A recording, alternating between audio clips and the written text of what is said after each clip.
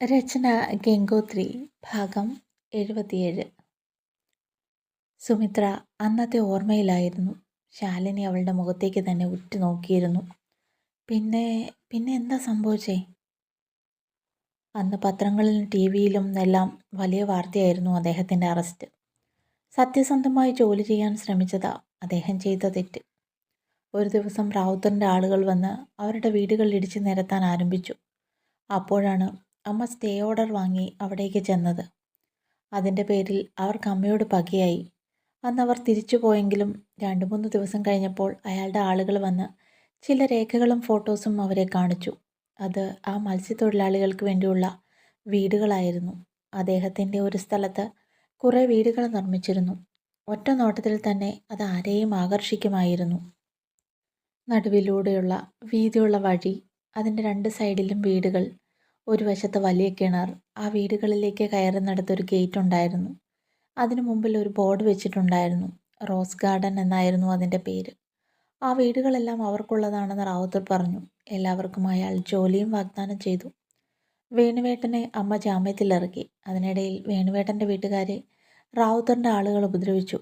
അവിടെ ഉണ്ടായിരുന്ന ആളുകൾ റാവുത്തർ പറഞ്ഞതനുസരിച്ച് ആ സ്ഥലത്തേക്ക് മാറാമെന്ന് സമ്മതിച്ചു.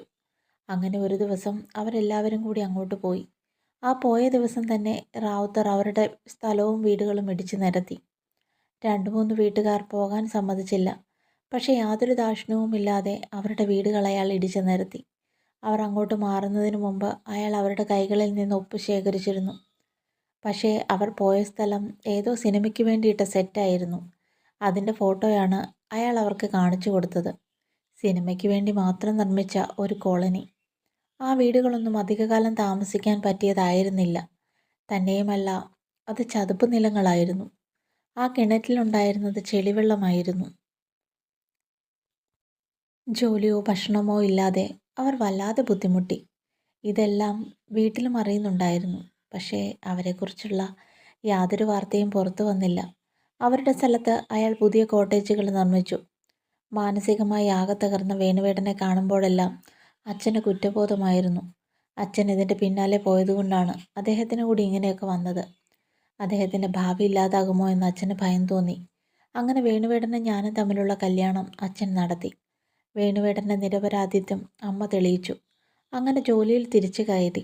ഒരു വാടക വീട്ടിലായിരുന്നു ഞങ്ങൾ താമസം. എൻ്റെ വീട്ടിൽ താമസിക്കാൻ എത്ര നിർബന്ധിച്ചിട്ടും വേണുവേട്ടൻ സമ്മതിച്ചില്ല. കുമരകത്തായിരുന്നു വേണുവേട്ടൻ്റെ വീട്. ഞാൻ തിരുവനന്തപുരത്തേക്ക് മടങ്ങി. മത്സ്യത്തൊഴിലാളികളിൽ ചിലർ മരിച്ചതായി വേണുവേട്ടൻ അറിഞ്ഞു. അവിടെയുള്ള ആരോ പറഞ്ഞു. അവരുടെ അവസ്ഥ മനസ്സിലാക്കി വേണുവേട്ടൻ അവരെ കാണാനായി അങ്ങോട്ട് പോയി. അവരുടെ അവസ്ഥ നേരിൽ കണ്ടതിന് ശേഷം അദ്ദേഹം നേരെ പോലീസ് സ്റ്റേഷനിലേക്കാണ് പോയത്. പോലീസ് സ്റ്റേഷനിൽ നിന്ന് വീട്ടിലെത്തും മുമ്പ് ഒരു ലോറി ഇടിച്ച് അദ്ദേഹം മരിച്ചു. അങ്ങോട്ട് പോകുന്നതിന് മുമ്പ് അദ്ദേഹം അച്ഛന് മെസ്സേജ് അയച്ചിരുന്നു. റാവുത്തറിനെതിരായി ചില രേഖകൾ അദ്ദേഹത്തിന് കിട്ടിയെന്നും അതിൻ്റെ കോപ്പി അച്ഛൻ്റെ മെയിലിലേക്ക് അയക്കുന്നു എന്നും പറഞ്ഞിരുന്നു. അച്ഛനും അമ്മയും കൂടി ആ മെയിൽ ചെക്ക് ചെയ്തു. അതിലെ വിവരങ്ങൾ കണ്ട് അവരൊരു പത്രസമ്മേളനം വിളിക്കാൻ തീരുമാനിച്ചു. അതിനുശേഷമാണ് വേണുവേട്ടൻ്റെ മരണവാർത്ത അവർ അറിയുന്നത്. അതിൻ്റെ ആഘാതത്തിൽ ദിവസങ്ങൾ കടന്നുപോയി. ഞാൻ കുമരകത്തെ വീട്ടിലായിരുന്നു. അച്ഛനും അമ്മയും വീട്ടിലേക്ക് മടങ്ങി. കയ്യിൽ കിട്ടിയ രേഖകൾ സമൂഹത്തെ അറിയിക്കണമെന്ന് രണ്ടുപേരും തീരുമാനിച്ചു. അവരുടെ പിന്നാലെ റാവുത്തറിൻ്റെ ആളുകൾ ഉണ്ടായിരുന്നിരിക്കണം.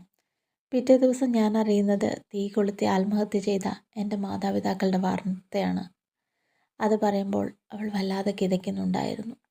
ശാലിനി അവളുടെ തോളിൽ കൈവച്ച് ആശ്വസിപ്പിക്കും പോലെ നിന്നു. നീ വാ, കുറച്ചു നേരം മുറിയിൽ പോയി വിശ്രമിക്കാം. ഏട്ടൻ ഉറങ്ങി എഴുന്നേൽക്കുമ്പോൾ നമുക്ക് വരാം, ശാലിനി പറഞ്ഞു. സുമിത്ര ശാലിനിയുടെ കൂടെ പുറത്തേക്ക് നടന്നു. പിന്നീട് എന്താ സംഭവിച്ചത്? ശാലിനി ചോദിച്ചു. അമ്മമ്മ മാത്രമേ എനിക്കുണ്ടായിരുന്നുള്ളൂ. അമ്മമ്മയുടെ അനുജത്തിയും കുടുംബവും ഇവിടെ അമേരിക്കയിലുണ്ടായിരുന്നു. അവരാണ് എന്നെ ഇങ്ങോട്ട് കൊണ്ടുവന്നത്. നാട്ടിൽ ചെന്നാൽ എന്നെയും തേടി പിടിച്ച് അവർ കൊല്ലാൻ സാധ്യതയുണ്ട്. പക്ഷെ എനിക്ക് പേടിയില്ല. വേണുവേട്ടൻ്റെ കുടുംബവുമായി ഞാൻ ഒരു ബന്ധവുമില്ല. ഞാൻ കാരണം അവർക്കൊരു ബുദ്ധിമുട്ടുണ്ടാവാൻ പാടില്ല. ആദ്യമൊക്കെ അവർ എന്നെ അന്വേഷിച്ച് അവിടെ ചെന്നിരുന്നു.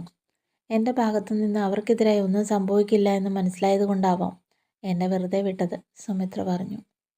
എന്തായാലും ഇനി ഞങ്ങളുണ്ട് കൂടെ. ഏട്ടൻ ചേച്ചിയെ പൊന്നുപോലെ നോക്കും.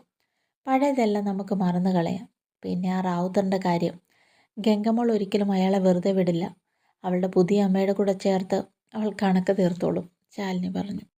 വേണ്ട ശാലിനി, മോളെ ഒരു പ്രശ്നത്തിലും തള്ളിയിടണ്ട. അവൾ സന്തോഷമായി ജീവിക്കട്ടെ.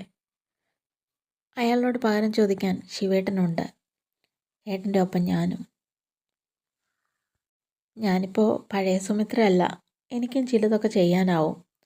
അവർ സംസാരിച്ചുകൊണ്ടിരുന്നപ്പോഴാണ് കത്രീന മുറിയിലേക്ക് വന്നത്. മക്കളെ, അവൻ എഴുന്നേറ്റു. ഞാനിപ്പോൾ അവനോട് സംസാരിച്ചു. സുമിത്രയെ കാണണമെന്ന് പറയുന്നുണ്ട്. കത്രീന പറഞ്ഞു തീരും മുമ്പ് സുമിത്ര വെളിയിലേക്ക് ഓടി. അവൾ വേഗം തന്നെ ശിവറാമിൻ്റെ അരികിലേക്ക് ചെന്നു.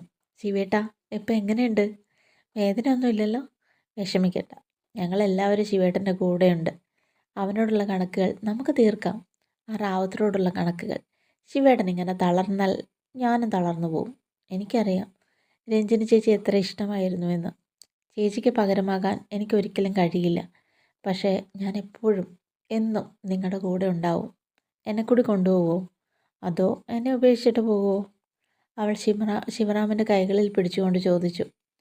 അപ്പോഴാണ് ഡോക്ടർ വിവേക് അങ്ങോട്ട് കയറി വന്നത്. എന്താടോ സുമിത്രേ, ശിവറാമിന് ഇപ്പോൾ അല്പം വിശ്രമമാണ് ആവശ്യം. താനിങ്ങനെ ഓരോ ചോദ്യങ്ങൾ ചോദിച്ച് അദ്ദേഹത്തെ വീർപ്പ് മുട്ടിക്കല്ലേ? ശിവറാം ഒരു ചിരിയോടെ ഡോക്ടറുടെ മുഖത്തേക്ക് നോക്കി. എനിക്കൊരു കുഴപ്പമില്ല ഡോക്ടർ. ഇതുപോലെ കട്ടയ്ക്ക് കൂടെ നിൽക്കാൻ ഒരു പെണ്ണുണ്ടെങ്കിൽ ഞാൻ ഏത് പ്രതിസന്ധിയും തരണം ചെയ്യും. ഇനിയും ഒരു സാമ്രാജ്യം തന്നെ ഞാൻ പടുത്തുയർത്തും. ഒരുപാട് വർഷങ്ങൾ ഒരു ചുള്ളൻ ചെക്കനെ പോലെ ഞാൻ അടിച്ചു പൊളിച്ച് ജീവിക്കും. മരണം ഒരു യാഥാർത്ഥ്യമാണ്. എപ്പോഴും ഏത് നിമിഷവും അത് സംഭവിച്ചേക്കാം. മരിച്ചു കഴിഞ്ഞാലോ നമ്മൾ എത്ര തലകുത്തി നിന്നാലും തിരിച്ചു വരാൻ സാധിക്കില്ല. അതുകൊണ്ട് തന്നെ നമ്മൾ അതിനെ അംഗീകരിച്ചേ മതിയാവൂ. ഡോക്ടർ എന്നെ എത്രയും വേഗം ഡിസ്ചാർജ് ചെയ്യണം. എനിക്ക് വേഗം നാട്ടിലേക്ക് പോകണം. എൻ്റെ മോൾക്ക് ഇപ്പോൾ ഏറ്റവും ആവശ്യം എന്നെയാണ്. അവളുടെ കൂടെ ഞാൻ ഉണ്ടാവണം. എനിക്കൊരു കുഴപ്പമില്ല. അങ്ങനെയെങ്കിൽ പിന്നെ എനിക്കാണോ കുഴപ്പം? ഡോക്ടർ ചോദിച്ചു. ഇന്നൊരു ദിവസം ഒബ്സർവേഷനിൽ കിടത്തിയിട്ട് നാളെ രാവിലെ ഞാൻ ഡിസ്ചാർജ് ചെയ്യാം, പോരെ? ഡോക്ടർ സുമിത്രയുടെ നേരെ നോക്കി ചോദിച്ചു. അവൾ മതി എന്നർത്ഥത്തിൽ തലയാട്ടി. തുടരും. കഥ ഇഷ്ടപ്പെടുന്നുണ്ടെങ്കിൽ എല്ലാവരും ഒന്ന് സബ്സ്ക്രൈബ് ചെയ്ത് സപ്പോർട്ട് ചെയ്യണേ.